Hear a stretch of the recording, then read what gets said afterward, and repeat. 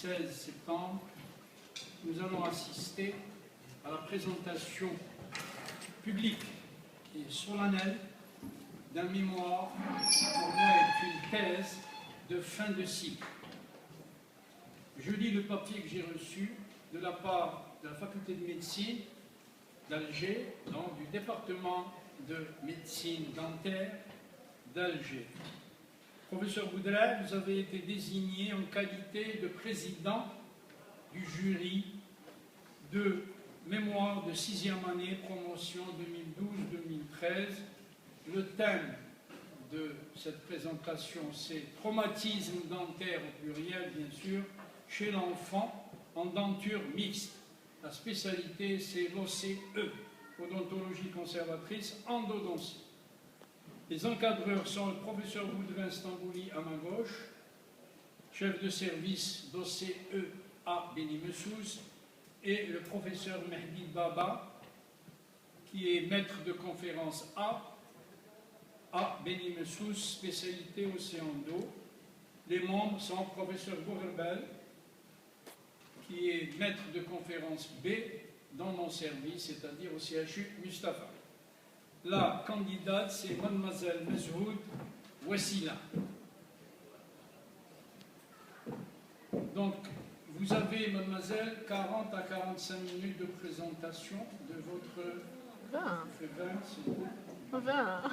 Parce que là, oui, les 6e année, parce que je pensais que c'était une thèse de recherche, c'est 40-45 minutes. On l'a préparé.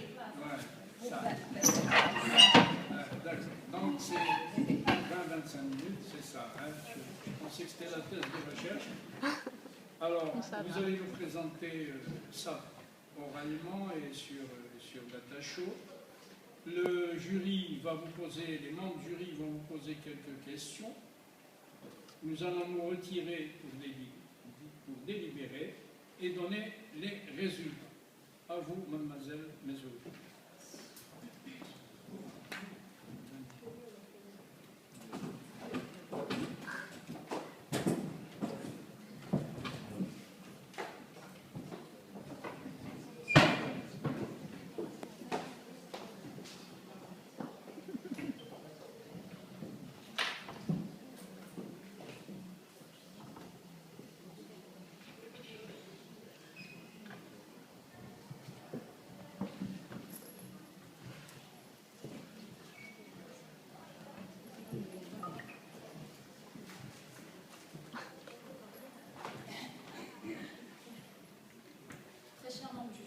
Honorable assistance, bonjour. Permettez-moi de vous présenter le sujet de mon mémoire qui s'intitule Traumatisme dentaire chez l'enfant en denture mixte. Les traumatismes dentaires chez l'enfant constituent de vraies urgences pédodontiques et nécessitent de la part du clinicien une démarche diagnostique précise et stricte, une réflexion qui permet d'opter pour une thérapeutique orientée vers l'évolution favorable des structures dento-alvéolaires concernées et vers l'harmonie de la croissance des maxillaires. L'évaluation parfaite du pronostic permet ainsi de limiter les séquelles fréquentes à moyen et long terme. On distingue chez l'enfant les traumatismes des dents temporaires de ceux des dents permanentes immatures. Rappel, l'organe dentaire est constitué de l'odonte et du parodonte. L'odonte en lui-même est formé d'une masse dentinaire importante, creusée en son sein d'une cavité où loge le paquet vasculo-nerveux. Cette dentine est recouverte coronairement d'émail et radiculairement de sément. Quant au parodonte, qui est l'élément de soutien de la dent, comprend le desmodonte, la fibromuqueuse, le sément et l'os alvéolaire. La dent temporaire a une forme très particulière, une couronne bulbeuse et ronde, des racines fines, longues, fortement courbées, logeant le germe de la dent permanente, d'où leur divergence. La cavité de la dent temporaire est plus importante que celle de la dent permanente. Elle présente des cornes pulpaires plus longues et effilées. Une dent permanente est dite immature tant que la jonction sémento-dentinaire n'est pas en place. Son émail présente des prises mamellaires associées à un réseau de pores, comme on le voit ici. Quant à la dentine, qui présente présentent une structure fragile peu minéralisée, ces tubuli dentinaires sont largement ouverts, laissant champ libre aux invasions microbiennes dans le cas d'une exposition. Sa cavité pulpaire est importante dans son ensemble et abrite une masse pulpaire volumineuse. Son canal est très large, dont l'extrémité cervicale est plus étroite que l'extrémité apicale. On dit que le canal est en tremblant. Enfin, elle présente un apex très ouvert, c'est l'entonnoir apical. La classification de Nola décrit la maturité dentaire en fonction des aspects radiologiques de minéralisation. Elle comprend deux phases. La première étant la formation de la couronne. La deuxième, et celle qui nous intéresse, est la formation de la racine. Elle débute du stade 7, où le tiers de la racine est édifié, jusqu'au stade 10, où l'apex est complètement fermé. Après les rappels, on passe aux causes des traumatismes dentaires. Elles peuvent être multiples, donc soit des causes accidentelles lors de l'apprentissage de la marche, des terrains de jeu, des jeux dangereux à la maison, ou alors lors des pratiques sportives. Il peut s'agir aussi de causes iatrogènes lors des manœuvres chirurgicales, des déplacements orthodontiques brutaux. D'autres facteurs peuvent favoriser notamment ces traumatismes, tels que l'immaturité des dents et des bases osseuses, l'encombrement dentaire, ou alors la dysharmonie dentomaxillaire. Lors de la prise en charge de l'enfant, le praticien devra faire preuve de psychologie et de patience auprès de lui, notamment en l'appelant par son prénom, ou alors tout simplement le prendre par la main, et surtout éviter tout terme agressif pour ne pas le brusquer ou l'effrayer. Urgence traumatique chez l'enfant. À l'arrivée du patient, le praticien devra vérifier avant tout acte le réflexe pupillaire, le pouls et la tension. Il devra par la suite procéder à l'anamnèse, qui est un examen primordial qui orientera son choix thérapeutique. 3 questions seront posées. Où s'est produit ce traumatisme? Quand a eu lieu ce dernier? Et comment est survenu le choc? 3 mots-clés qui permettront aux praticiens de déterminer l'heure du traumatisme, le délai avant la consultation, les risques de contamination et enfin l'importance de l'impact subi. Un examen clinique qui comprend l'examen exobuccal. Le praticien devra inspecter les plaies de la face, des lèvres et du menton. Il devra aussi palper les rebords osseux pour détecter une éventuelle fracture. Un examen endobuccal qui comprend l'inspection des plaies de la muqueuse et des lésions dentaires. Palper ensuite les dents, la gencive et l'os alvéolaire. Un examen radiologique qui peut être des incidences extrabuccales, la radio panoramique qui donne une idée globale sur les structures osseuses alvéolaires et dentaires des deux arcades, des incidences intrabuccales, la rétroalvéolaire qui permet aux praticiens de visualiser le degré de maturation de la dent, du ligament alvéolo-dentaire et de l'os, les fractures radiculaires, les fractures alvéolaires et les rapports des germes avec le foyer de fracture. Classification et forme clinique des traumatismes des dents temporaires et permanentes immatures. Il existe plusieurs classifications, mais la plus utilisée et la plus complète est celle de l'OMS, qui les décrit en 4 groupes, selon les tissus concernés. Donc, soit les tissus durs de la dent et de la pulpe, les tissus de soutien de la dent, les structures osseuses de soutien et les tissus gingivaux et de la muqueuse buccale. Premièrement, les lésions des tissus durs de la dent et de la pulpe. Ils peuvent être des fractures coronaires, des fractures coronoradiculaires, des fractures radiculaires ou enfin des fractures communitives. Les fractures coronaires peuvent être de simples fêlures coronaires, se manifestant comme des fractures incomplètes de l'émail sans perte de substance. Son traitement consiste en l'abstention ou la pose d'un sealant au niveau du trait de fêlure. La surveillance de la vitalité pulpaire doit être effectuée tous les mois.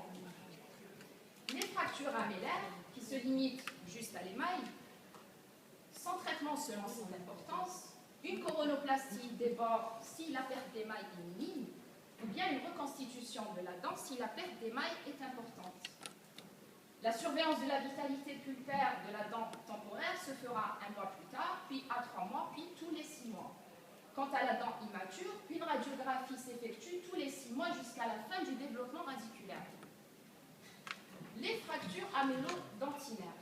Elles se limitent à l'émail, à la dentille, sans exposition pulpaire. Si le patient se présente en urgence, le praticien devra mettre tout en œuvre pour éviter d'éventuelles complications, notamment en réalisant une protection dentinopulpaire au MTA ou à l'hydroxyde de calcium, et reconstituer la dent temporairement pendant 4 semaines. Un traitement définitif qui consiste à la restauration par composite collé sur la dent temporaire et permanente immature, ou bien un simple collage du morceau fracturé si ce dernier a été conservé. La surveillance de la vitalité pulpaire est effectuée à 15 jours, 1 mois, 3 mois et tous les 6 mois. Nous avons reçu des cas cliniques au sein du service qu'on a pris en charge pendant la préparation du mémoire. Une première patiente âgée de 8 ans s'est présentée 1 semaine après son traumatisme suite à un accident domestique. L'examen clinique nous a révélé une fracture amélodentinaire au niveau de la 21. La radiographie rétroalvéolaire nous objective un apex ouvert et en tremblant. Nous avons par la suite restauré au composite la 21 et la 11 qui présentait une décalcification. Un suivi régulier jusqu'à la fin de l'édification est nécessaire. Un deuxième patient âgé de 8 ans s'est présenté cette fois-ci en urgence, suite à une chute lors d'un match de football. Donc, l'examen endobuccal nous a révélé une plaie au niveau de la lèvre inférieure, une fracture amélodentinaire oblique non pénétrante importante au niveau de la 11 et une fracture amélodentinaire minime au niveau de l'angle mésial de la 21. La radiographie montre que les racines sont quasi achevées, stade 9 de Nolan.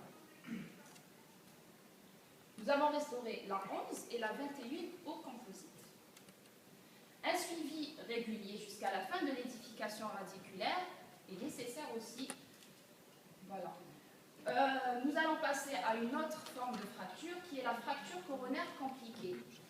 Elle intéresse l'émail, la dentille et la pulpe. Le traitement de la dent temporaire dépend du degré de l'importance de l'exposition pulpaire et du délai avant la consultation de l'enfant.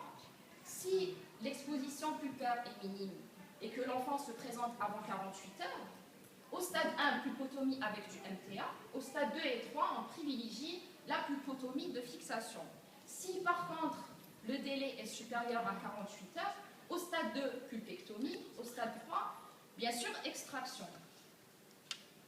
Pour les dents permanentes immatures, donc dans le cas d'un traumatisme récent et que la dent reste vivante, on privilégie toujours les thérapeutiques qui permettent l'apexogénèse. Selon les cas, donc soit un coiffage direct de la pulpe, soit une pulpotomie partielle, soit une pulpotomie cervicale.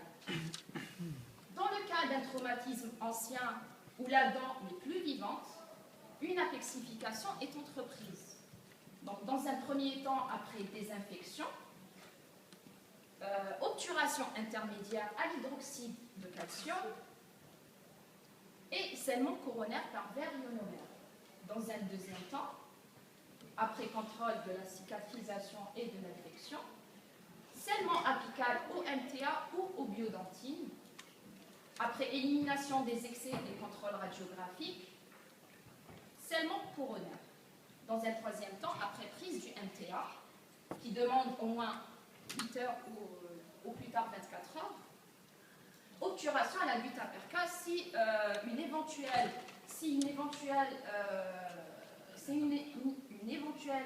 donc, reconstitution coronaradiculaire n'est pas entreprise.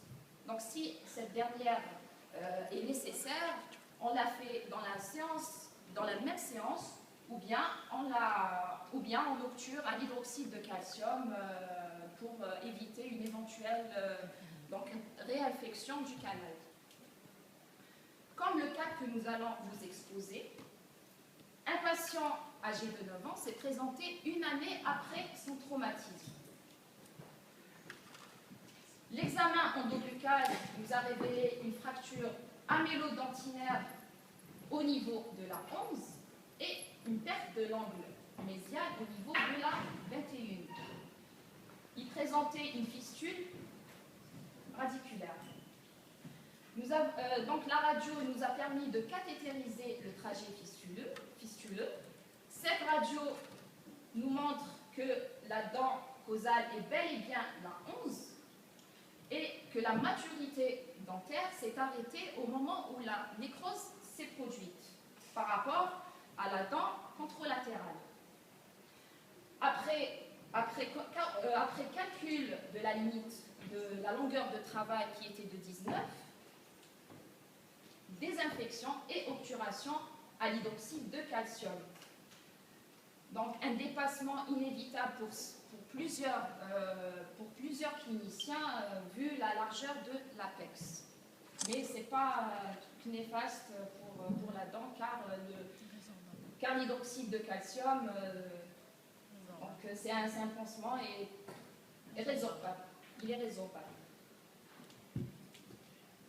Saignement coronaire avec du verre ionomère. 4 jours plus tard, disparition de la fistule, ce qui signe le succès de la désinfection et qui nous permet de passer à l'étape suivante, qui est l'obturation au biodentine. Un mois plus tard et récemment, nous avons réalisé une restauration coronoradiculaire au niveau de la 11 à l'aide d'un tenant en verre ionomère et une restauration au composite au niveau de la 21. Nous allons passer à une autre forme de fracture qui est la fracture coronoradiculaire. Elle peut être simple ou compliquée. Pour la dent temporaire, une extraction est indiquée. Pour la dent permanente immature, si la pulpe n'est pas atteinte, le praticien devra vérifier la vitalité pulpaire et la santé du parodonte.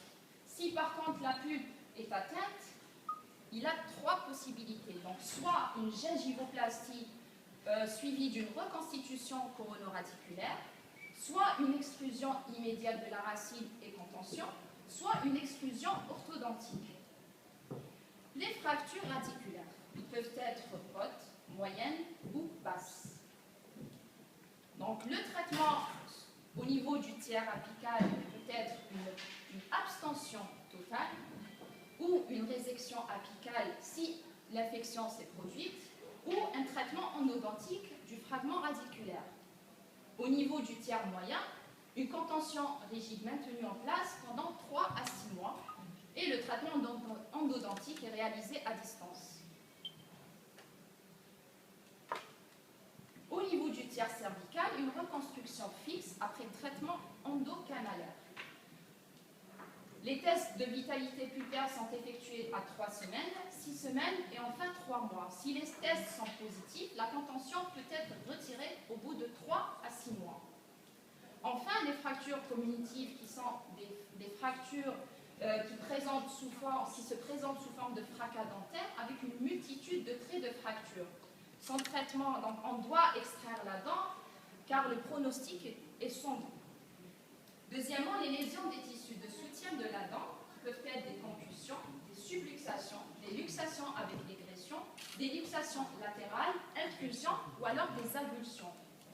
Les concussions qui sont des ébranlements de l'organe dentaire, les subluxations où les fibres desmodentales peuvent être rompues suite à un choc brutal. Le traitement est le même, donc une surveillance clinique et surveillance radiologique dans un intervalle de 1 à 2 mois. Les luxations avec égression où la dent est déplacée partiellement hors de son alvéole, une luxation latérale où est touchée la dent, l'os alvéolaire et le parodonte. Les intrusions, ce sont les formes les plus sévères. La dent ici est forcée dans son alvéole. On doit extraire la dent temporaire, Par contre, pour la dent permanente immature, on doit replacer la dent doucement dans son alvéole, contention si cela est nécessaire, et prescription d'antibiotiques et anti-inflammatoires pendant 8 jours. Enfin, les ablutions, où la dent est expulsée de son alvéole. Donc, pour la dent temporaire, un mainteneur d'espace est fait, car la réimplantation est contre-indiquée, elle peut donner des conséquences néfastes.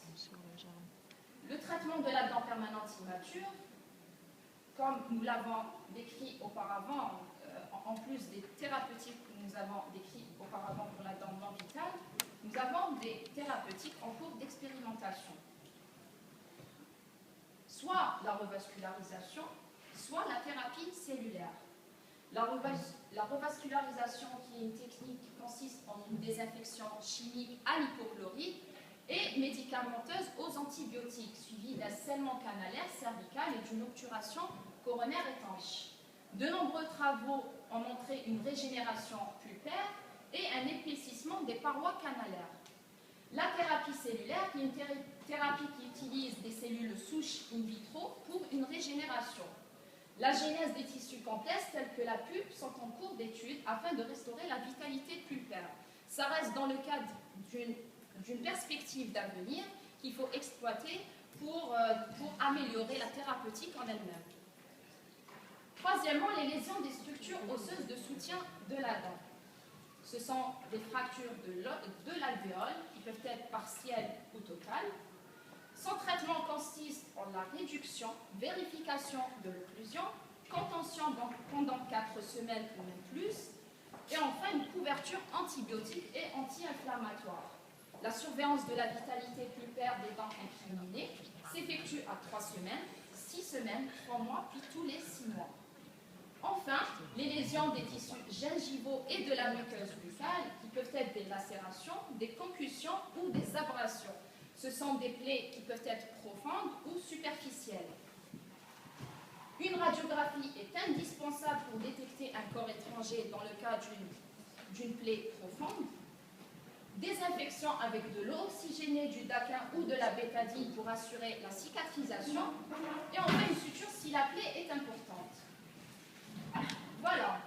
Pour conclure, il faut savoir que la prise en charge des traumatismes chez l'enfant en denture mixte, que ce soit en denture temporaire ou en denture permanente immature, nécessite une prise en considération en temps réel, tant qu'elle nous évite des conséquences pathologiques au germe et qui nous permet la conservation de l'organe dentaire.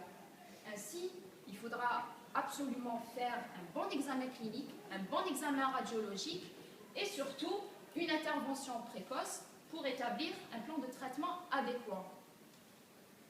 Je vous remercie pour votre attention.